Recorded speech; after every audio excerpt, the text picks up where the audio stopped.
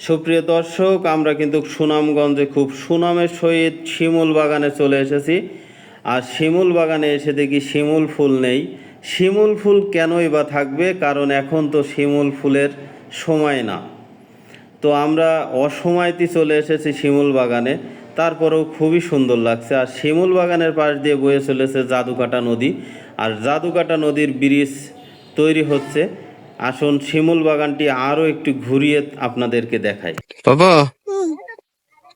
আপনাকে একটু ভিডিও করি।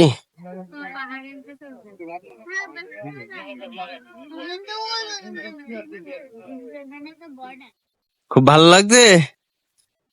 হ্যাঁ, আরো ঘুরবেন? ওইদিক হাঁটো, ওইদিক যাও, ওইদিক থাক। হ্যাঁ, বাবা তুমি না তুমি আচ্ছা ঠিক আছে।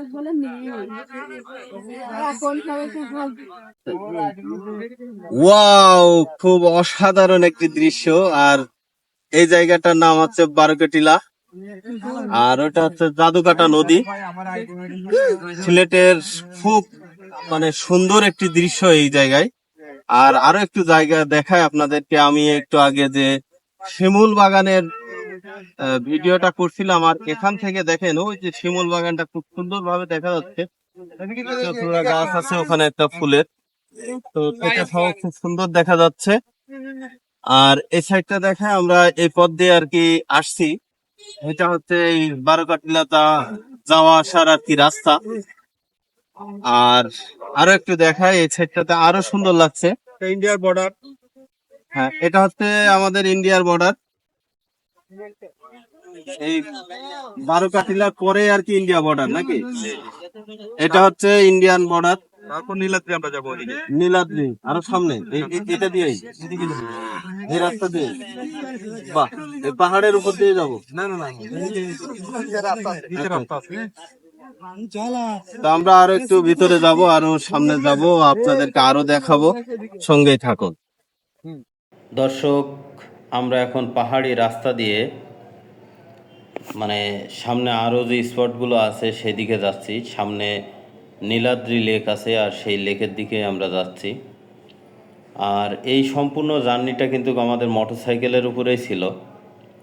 তো সম্পূর্ণ ভিডিওটা আপনাদেরকে দেখাবো, আপনারা খুব দেখবেন, কারণ এর যে একটা সৌন্দর্য, এটা দেখতে আসলে ভালো লাগে।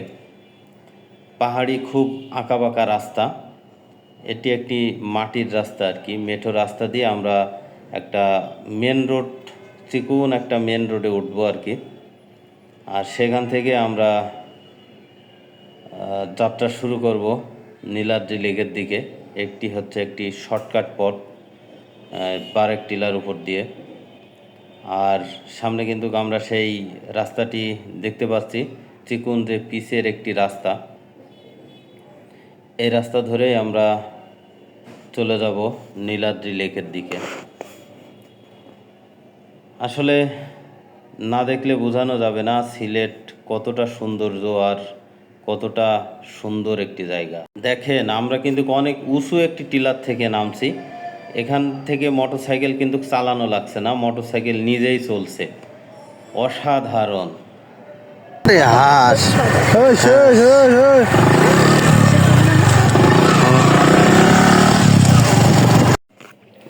দর্শক, যে পাহাড়গুলো দেখতে পাচ্ছেন ওইটা হচ্ছে ইন্ডিয়ান বর্ডারের পাহাড়। আর পাহাড়টা ইন্ডিয়ার ভিতরে, আর বাদবাকিটা মনে করেন বাংলাদেশের ভিতরেই আছে। তো এখান থেকে মোটরসাইকেলের উপর থেকে দেখতে আসলে খুবই সুন্দর লাগছে, যে ওই পাশে পাহাড়, মাঝখানে ধান ক্ষেত, আর তার মাছ দিয়ে বয়ে গেছে জাদুকাটা নদী। এটা বর্ষার সময় দেখতে আরও সুন্দর লাগে, কারণ জাদুকাটা নদী দিয়ে আপনার যে নৌকাটা আসে সেটা একদম ওই শিমুল বাগানে গিয়ে থামে। হ্যাঁ, আসলে টেঙ্গুয়ার হাওর হয়ে ওটা কিন্তু আসে। আর আমরা কিন্তু টেঙ্গুয়ার হাওরের দিকে আমরা যাচ্ছি। আর এখন টেঙ্গুয়ার হাওরটা শুকনা, যার কারণে আমরা মোটরসাইকেলেই দেখব। এখন আমরা নীলাদ্রি লেকে পৌঁছে গেছি। দর্শক, এটি সেই নীলাদ্রি লেক। দেখেন, খুব সুন্দর একটি লেক। আর ওই পাহাড়টা যেটা দেখা যাচ্ছে একদম ইন্ডিয়া, আমরা কিন্তু একদম ইন্ডিয়ার কাছেই, ইন্ডিয়ার সাথে লাগোয়া, মাঝখানে শুধু লেকটিই আছে। আর ওখান থেকে বর্ডার একদম ইন্ডিয়ার সাথে, পাহাড় কিন্তু একদম কাছাকাছি। আর এই পাহাড়গুলো সব পাথরের, প্রচুর পাথর ওই পাহাড়টিতে। আর এটি হচ্ছে নীলাদ্রি লেকের আরও একটি সৌন্দর্য। দেখেন খুব সুন্দর সুন্দর টিলা আছে এখানে, আর সেই টিলার মাঝখান দিয়ে কিন্তু এই লেকটি বয়ে গেছে। অলরেডি বৃষ্টি পড়া শুরু হয়ে গেছে। আসলে বৃষ্টির কারণে আমরা মানে এক এক জায়গায় বেশি সময় দিতে পারছি না, কারণ বৃষ্টিতে ভিজে গেলে এই মোটরসাইকেল জার্নি তো, এটা মনে করেন যে রাস্তায় যাওয়া যাবে না। তো সেক্ষেত্রে আমরা খুব মানে হুটোপাটা করে আর কি এই জার্নিটা শেষ করছি, কারণ মোটরসাইকেল যদি আটকায় যায় এখানে থাকারও কোনো জায়গা নাই, মানে একটা বিপজ্জনক অবস্থা তৈরি হবে। তো জায়গাটা খুবই সুন্দর, অসাধারণ একটি দৃশ্য এই সিলেট সুনামগঞ্জের নীলাদ্রি লেক। এটা না দেখলে কাউকে বোঝানো যাবে না।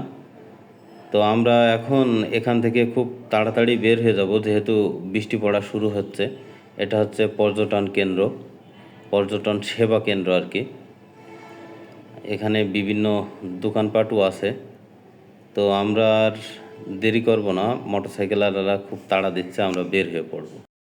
দর্শক, এখান থেকে আমরা নৌকা পারাপারে মোটরসাইকেল সহ মানুষজন সবাই পার হব আর কি। আর প্রচণ্ড বৃষ্টি শুরু হয়ে গেছে, যার কারণে আমরা পলিথিন মাথায় দিয়ে মোটামুটি কথা রওনা দিয়ে পড়েছি। আর আসলে ভিডিও করাও সম্ভব হচ্ছে না, কারণ বৃষ্টি খুব জোরে সোরে শুরু হয়ে যাচ্ছে, মানে প্রচণ্ড বৃষ্টি আর প্রচণ্ড মেঘ হচ্ছে। এখন আল্লাহ আল্লাহ করে আমরা ধরতে পারলেই বাঁচি। সামনে টেঙ্গু আর হাওর দেখানোর ইচ্ছা ছিল, কিন্তু আসলে বৃষ্টির কারণে আমরা ওটা দেখাতে পারলাম না। আজকে এ পর্যন্তই। সকলে ভালো থাকবেন। আল্লাহ হাফেজ।